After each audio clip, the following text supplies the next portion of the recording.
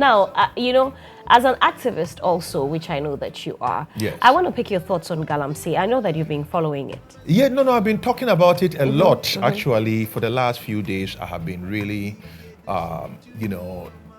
talking about it because also I just came back from the AMSEN conference, which is the African Ministerial Conference of Environment Ministers. So this is something that is convened by the African Union and then the United Nations, and it was held in Abidjan.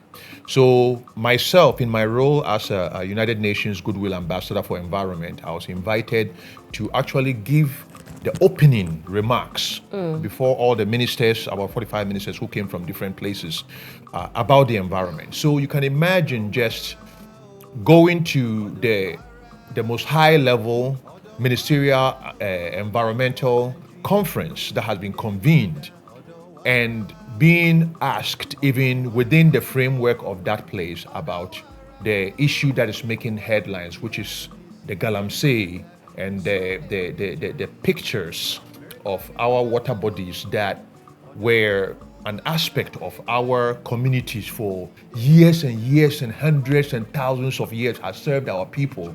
Now we see the rivers, and the rivers have been killed. Life has been killed. There's been mercury in there, cyanide in there, trees are being cut, cocoa farms are being raised. Our cocoa is out. Even when it's sent outside these days, some of the tests even show that there's cyanide in the cocoa. So it's almost like this whole Galamsey thing, its impact is so multidimensional. It looks like it's something that is getting money, but what is doing that is costing us health. People in the hospitals, the lands the agricultural lands are being destroyed. The water that has fish is being destroyed. The water that gives us sustenance is being destroyed. And all of this stuff, they are heavy metals. So they are probably also streaming into our drinking water without unknowingly. So this is an emergency, a national emergency, because not every people, we all want our health. We all want our children to grow in the right environment. We all want to protect assets, natural assets that can ensure the survival of generations. We have to be protectors of it, and not necessarily the ones that rob a generation of Are you their impressed capacity. by the way the government has handled? I can say about what the government is, because certain things government does is not outside of our visible. Certain things, different tools are being done. So I won't pitch myself as against the government. What I'll pitch myself is up to we the people of Ghana, because we the people represent the government is a representation of we the people.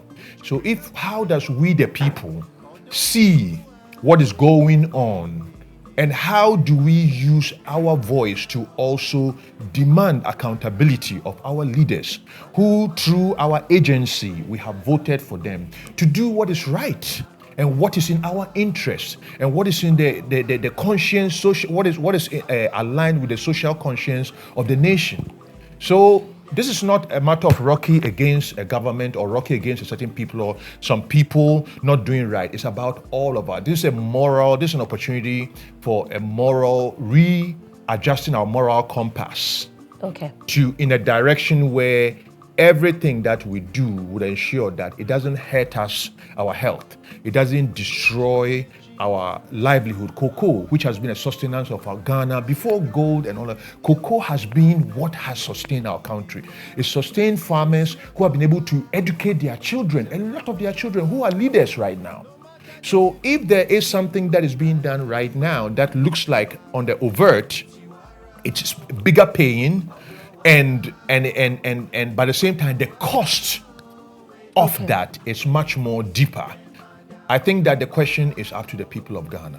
All right. We need to speak out because it's affecting all of us. It doesn't matter what political party you belong. It doesn't matter what side of government you belong. It doesn't matter what tribe you belong. If the water is poison and you drink it, it doesn't discriminate. Okay. Yes.